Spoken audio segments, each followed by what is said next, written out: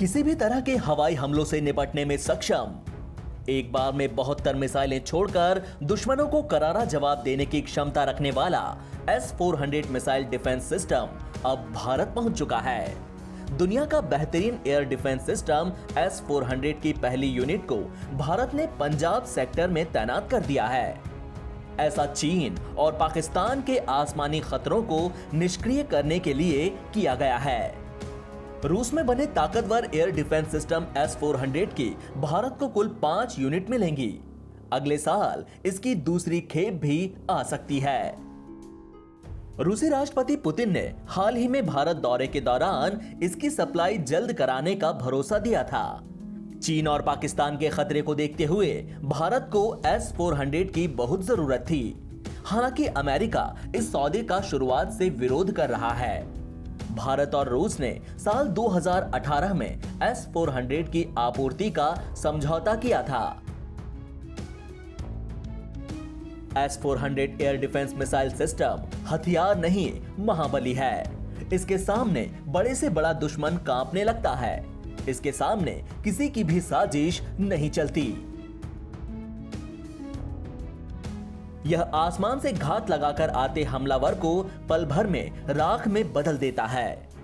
इसके सामने दुनिया का सबसे तेज उड़ने वाला खतरनाक फाइटर जेट F-35 भी दुम दबाकर भाग जाता है। S-400 एक बार में 72 मिसाइलें छोड़ सकती है। इसकी सबसे खास बात यह है कि इस एयर डिफेंस सिस्टम को कहीं भी ले जाना बहुत आसान है। -50 डिग्री से लेकर -70 डिग्री तक तापमान में काम करने में सक्षम इस मिसाइल को नष्ट कर पाना दुश्मन के लिए बहुत मुश्किल होता है। इसकी कोई फिक्स पोजीशन नहीं होती, इसलिए इसे आसानी से डिटेक्ट नहीं किया जा सकता। S-400 मिसाइल सिस्टम में 4 तरह की मिसाइलें होती है, जिनकी रेंज 40, 100, 200 और 400 किलोमीटर तक होती है। यह सिस्टम 100 से लेकर 40,000 फीट तक उड़ने वाले हर टारगेट को पहचान कर नष्ट करने की क्षमता रखता है। S-400 मिसाइल सिस्टम का रडार बहुत अत्याधुनिक और ताकतवर है।